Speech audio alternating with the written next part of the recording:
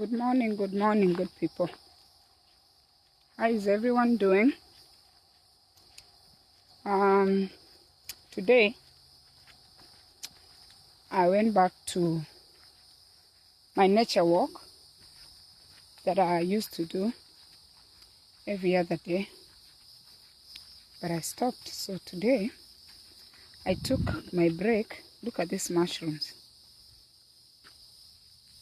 There's mushrooms here. Okay. I took a break and decided to go back to my nature walks.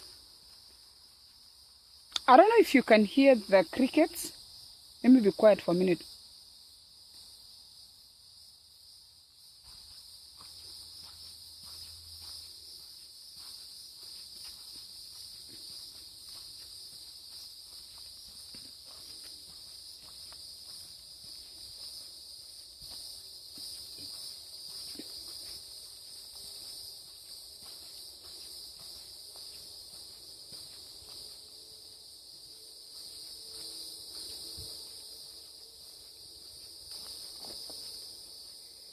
There is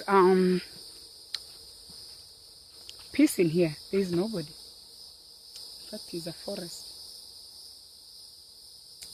Very peaceful for me. And I just wanted to come live to remind my friends and family that depression is killing people. Stress is killing people. Bad relationships are killing people. We have poor health, and all these things stem from lack of self-love. We need to identify one thing that you like to do and try to do it every day. Something that brings you peace. Like a trail is there that brings you peace and tranquility. Take, I think, an hour is good. See the trees? This is like a real, my goodness, the trees, just looking at the trees, the wind, look at the leaves moving. Okay? Total tranquility, the breeze, and it's not too hot today. For me, the nature walks, I don't even know how old these trees are so relaxing because I like nature. And I always took time to just go walk alone. The only sad thing about this, in fact, I always worry about, I get a little anxiety because I'm alone. And it's in the woods, real woods. See the trees? And in some cases, you can worry about your safety in case you disappear here. But this is a marked trail that people come through to take nature walks. And I wanted to talk about self-love. Find something that gives you purpose. Something that you do for yourself, not for other people. I think most of us who have families or have, oh, here's another mushroom. I like that. Or are in school. Before you get married, you're in school and you're studying. We get lost in the process and we lose ourselves. Because right after high school, your parents are pushing you to get your bachelor's degree in. So you have a lot of homework to do. And then maybe in your second year or third year, you start developing relationships with people. In the process, you can meet a husband. In the process, you meet women friends or male friends. You make friends in college. and you start working on relationships. So I was thinking today, oh, look at that mushroom. Another one. Those are the little things that I really like. I was thinking today that while we are trying to build our careers, we start having relationships.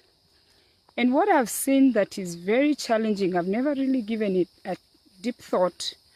When two people are in a relationship and they break up, in many cases, for one person, it is the end of long suffering, and they're about to start a new beginning.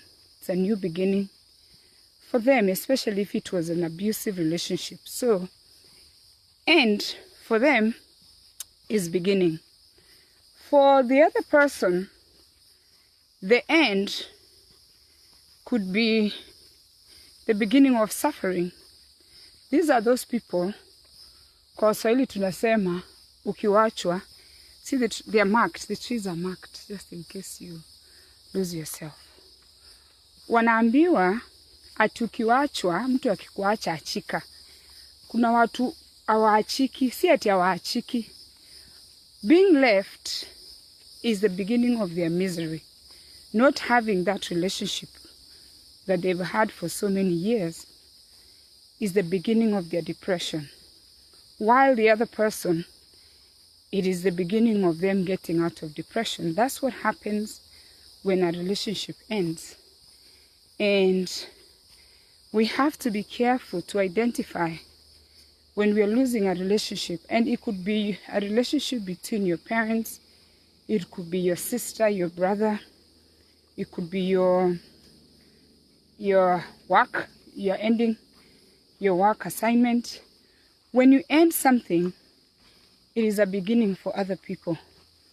For some people, when the job ends, it is a start, it's a beginning of depression. You see, I've come out to the main road. There's a main road here, and my car is over there.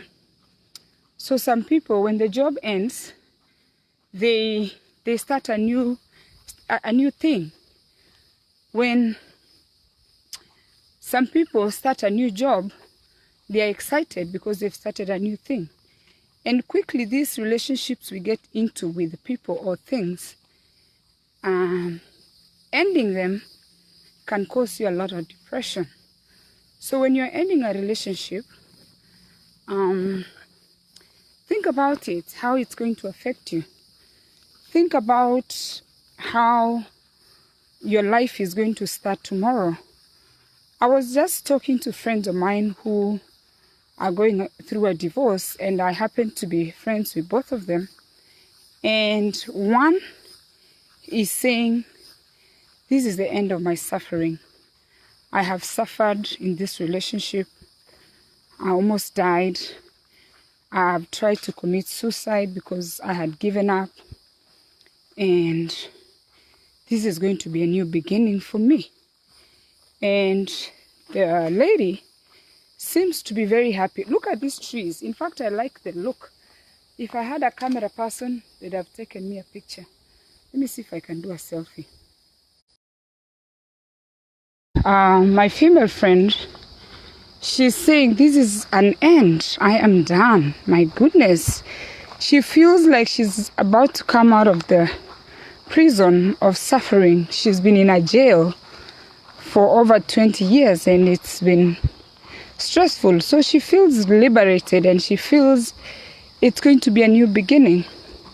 When you talk to the man, he is crying about the relationship loss. He sounds like somebody that just lost something. And he's comforting himself by blaming the woman that had she behaved a little better, their marriage could have been survived. Meanwhile, the lady is saying, he's the reason I have to leave because he's been very abusive. He's never tried to even acknowledge me. He was never there. He never wanted to help with the kids. He never wanted to go to eat. He never wanted to go for ice cream. He didn't want to do anything. He just didn't want to be bothered. And now that she's leaving, he's feeling like she really let it go, like she messed up the relationship. That's such a loss. So these are two good friends. One is starting life, fresh beginning, and the other one, oh, I finally see people. The other one is crying over the lost relationship. So I told the guy, I said, you know, look at these trees, I like that. I said, go for counseling, because it's going to take you a long time to blame someone that is finally free and is going to live a good quality of life. And here you are crying. See, my car is right there. I park right there. Here you are crying over something that you're not able to get back. It's over. She's done. And these are the problems we are having in society, where even female friendship or just regular friendships, I find it very refreshing to end some relationships. I couldn't read your comments if there's anybody who wrote anything. Okay. Nobody wrote anything. Yeah, I find it so difficult to understand why change is difficult for a lot of people. Every now and then you have to change your friends. You have to shovel. You have to shift things. Every now and then you cannot be in the same position. Every day you have to wake up and start thinking different, because it's not the same day. Yesterday is gone. Tomorrow is a new day. And if you're not ready for change, you're going to be like those mice. If any of you has read the book Who Moved My Cheese, where that mice kept going back to the same spot, and the owner of the cheese had discovered that the mice were eating his cheese, so he moved the cheese. So the other mice kept going back, and the other mice decided to follow the cheese. They would smell and move with the change. Every time he moved the cheese, there was mice that discovered the cheese, but the mice that kept going to the same spot ended up dying. So when you don't make change, when you're not ready for change, you will not succeed. You have to be ready for change. You have to be ready to be left, or to leave somebody that is not adding value. Try to create new friendships. I am so blessed, I should say, that I have friends from all parts of the world. I have a lot of West African friends. I have American friends. My friends are so diverse that every day I learn something new, and it's really nice to make a new friend with a new beginning, and they even encourage you to be a better person. So every now and then we have to change friends. We have to end relationships. Some relationships don't even have growth. You have friends that don't grow you. Like every time you talk to them, you're not really learning anything. Nothing is new. So what you do, you just change friends, but keep in touch with the old friends. But let us try to be ready for change, especially when the relationships that we have end. The other thing is, my break is almost over, is love. The people that you say you love, or the people that you care about, love them. We need to love people more. I know COVID is here. We don't have time to go walk. We don't have time to go eat. But call someone. Check on them. How you doing? Is everything okay? Do you need this? If they have parents, like I have my mom, you can check on me. How's mom doing? Not that, your phone call, without your phone call I won't do okay, but checking on me. We need to love people. Just love them if you can. It is hard to love certain people. It is impossible, but try to love as many people as you can. And I find it so difficult to explain to some people that there is friendships that you don't need. There are people who Even if you love them, they are not lovable. Such relationships, you just end them. Don't feel bad to end such relationships because they are not growing you. But try something new. Go eat crabs if you've never eaten crabs. Eat fish. And these relationships, talk to men. Sometimes talking to men, if you're female, could be the only way you can understand men, because sometimes men and women don't understand each other. Men, talk to women who is not your spouse. I'm not saying eat them or cheat with them. No. Talk to a man if you're female. Talk to a woman. Get a different perspective of a man's view. Let the men express themselves. A lot of men don't feel appreciated by their women. Say something to your spouse. Be positive. If you've been calling your husband John, start calling him sweetie or something. Be positive. Do something. If you really value your relationship, do something. Don't be like this friend of mine, the man who's crying over a relationship that he refused to even go eat at Chick-fil-A, to have lunch with the kids. He refused to even go to the pool, just to go to the pool. Men, make that effort. Yes, Millicent, I'm going to call you. You know I'm a good friend, but I need to make time to call you and check on you. For some people, when one relationship ends, it is a new beginning. They are not thinking about you. When I finish friendship with certain people, it is the end. And to me, Penny, it doesn't matter if somebody is my brother, my sister. Now I have children. I tell my children, when I'm going to end the relationship with them, it is over. This business of culture where we were told that, oh, your sister is always your sister, your brother is always your brother, I am over those things, because I have found that your family members can be the most toxic people on planet Earth. Your family members can be the most mean people. Your spouse, the man you're married to, the woman you're married to, can be the most intoxicated person mentally. Toxic. Your brother, your sister, okay, can be the most toxic person. I am so done, and I want to go in history saying that the fact somebody is my sister, the fact somebody is my brother, the fact somebody is my child or whoever they are, if they are toxic to me, I'm cutting you off. It's taken me so many years to know that your family members are the greatest. The greatest. When I say the greatest, you know how you say, oh, you start life and you end life with family. It's a scam. Your husband will bring you down. Your wife will bring you down. Your sister will bring you down. Your brother will bring you down. This family, sense of family belonging is not there. You talk to your sister, you tell your sister all things that you think is just between you and your sister. They take all this junk and just load it to somebody else. Before you know it, because you trusted your sister, you're thinking that my sister is my sister. Nowadays, your sister is the one trashing you. When everybody's trashing you, your sister, who's been with you your whole life, is the one participating in the trashing you. Is the one who is holding your secrets, is the one that revealing the secrets and telling them, oh, Penny has been terrible. Your sister, good morning. Your sister is the one trashing you.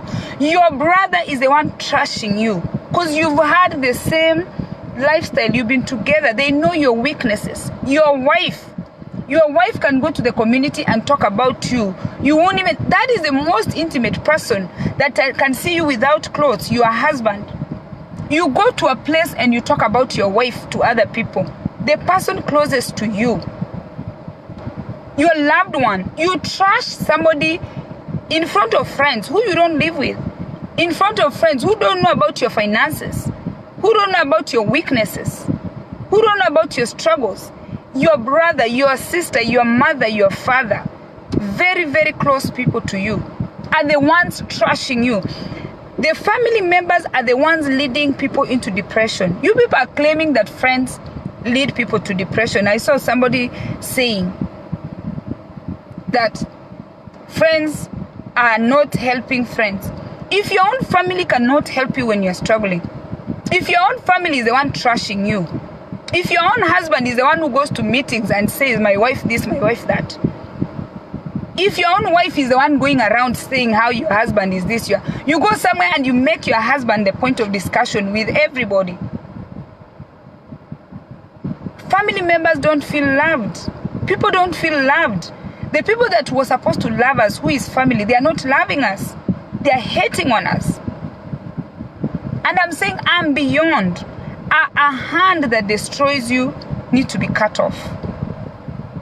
Even if it's your child, you just cut them off. Let nobody try to convince me. That is my theory, and you don't have to subscribe to it.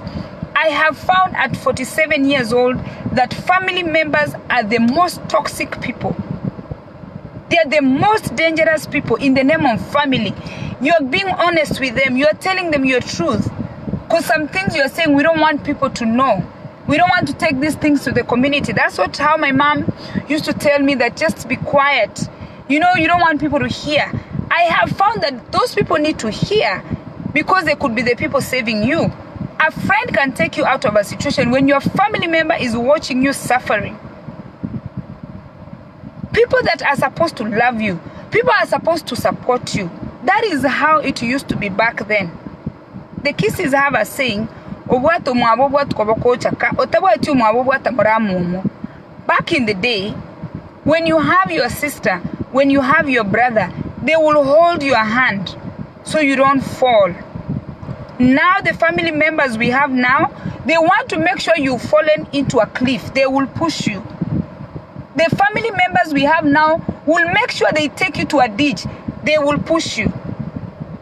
For us who live in America, we have family members deporting their own family members to Kenya because they know their status. You trusted your sister with your immigration papers and you tell them the whole process because you're thinking this is your sister.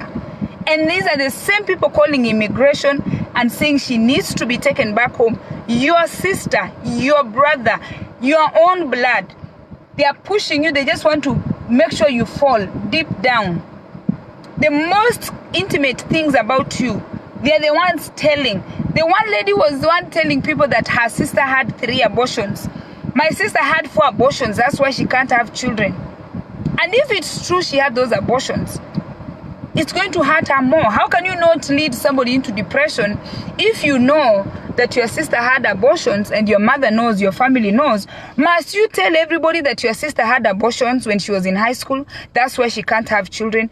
Revealing everything to friends in the community. And now in America, we have communities that don't belong to us. Back in the day, everything stayed in the family. Here now we have Wakamba, we have Kikuyu, we have Meru, we have Luos. We are mixed community.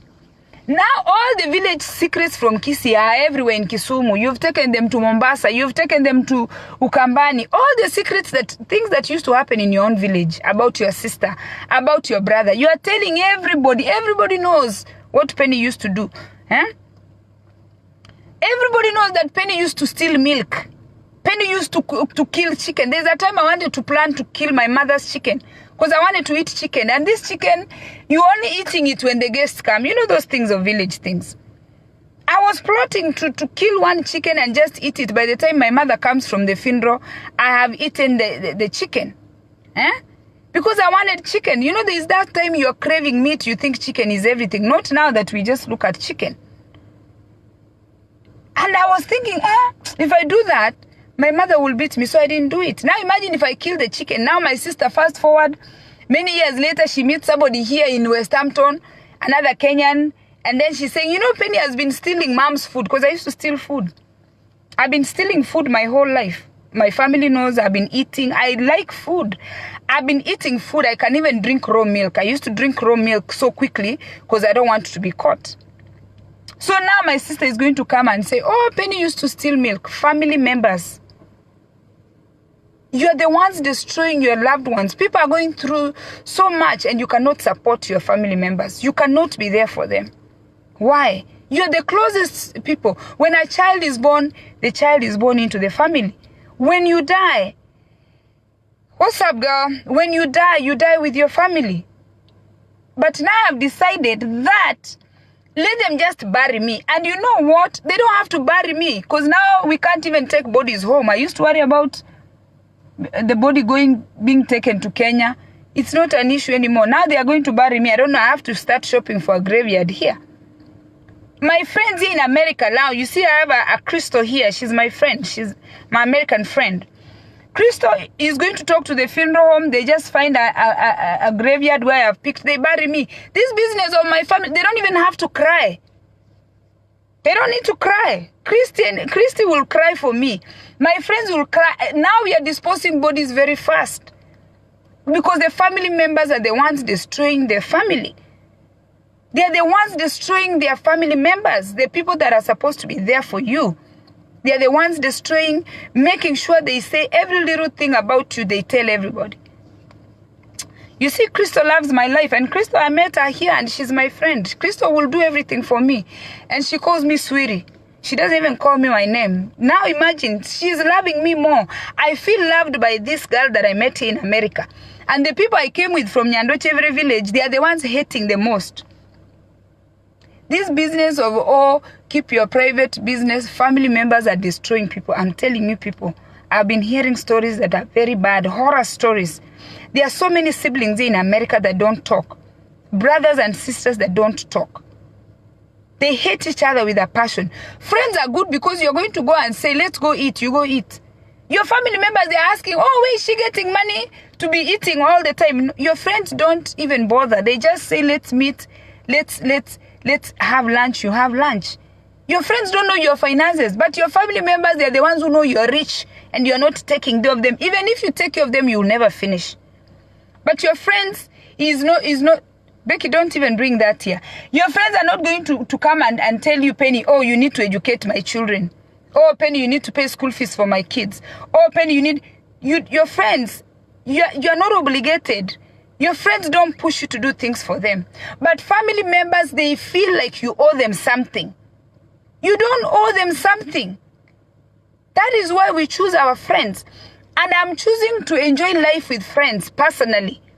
And so is anybody who has a crazy family. If you have your crazy family, don't be pushed to kill yourself if you want to stick with your family. Yeah? Even me, I just realized it's something I didn't know, that these family members can be this evil. And you know, I went back to the scripture and I read the story of Cain and Abel. And I said, Penny, you know, spiritually I've been disconnected. If I had been reading the Bible, I could have been more careful and more alert about these family members who are destroying people, who are killing people. Because if Cain and Abel, two brothers, you understand? One decides to kill the other one because they think the family favors the other one. Yes, mental illness is very much around. Huh? So good people. Don't enslave yourself with your husband, with your wife, with your brother, with your sister, with your child in the name of love. They're going to stress you until they put you 6 feet under. Take nature walks, discover yourself, be selfish. Think about yourself. There are things I wish I knew back then when I was younger. I didn't know. Now I know. Don't assume that your family and friends, your family are the ones who are always going to hold you. They are the ones pushing you down the cliff. They want to make sure you fall. They want to make sure you die. They bury you and forget about you. I don't even know after they bury you what they're going to do. Or I don't know if after you get so much stress and you're on medication, I don't know how that makes them happy. If I know what I know now, I had known what I know now, I could have been in a better place and I'd have advised other people. Friends make good family members. We are done with these family things where family are not supportive. Two sisters in America don't talk to each other. How? Two brothers in America finish 10, 15 years. They are not talking to each other. A mother is here who doesn't talk to their daughter. Why? How? The father is here, they don't talk. How? These are the people that are supposed to love you. And they are the ones hating you the most. Be selfish. Love yourself. Invest in yourself. Take time for you. Find good friends. Now we have Facebook. We are connecting with good friends. Join, there's this app called Meetup. In Meetup, We have sewing classes, we have hiking classes, we have different things. Find groups of people that have interests are similar to yours. Taking nature walks, crocheting, painting. Use your smartphone. Remove yourself from these toxic family members. They're going to make sure they kill you. They don't care even if you die. Even if they hear that you're dying in the hospital, they don't care. Increase your quality of life by finding people that have the same interests, people that motivate you, people that see good in you, not people that tear you down. People that encourage you, people that speak life to you. People that tell you that it's going to be okay tomorrow. You don't want to lose yourself trying to please your family. People that tell you, no, Penny, you can do better. People that cheer you up with your dreams, not people that try to kill your dreams. When they say you're doing something little, they want to jump and tell you, no, you can't do that. You're telling me, no, I can't do that as who? It is my life. It is my journey. It is my story. Find friends that speak life to you. Find friends that encourage you. Find friends that accept you, how you are, and it will help you to mold yourself. Not friends that destroy you. My break is over. Have a lovely, lovely evening.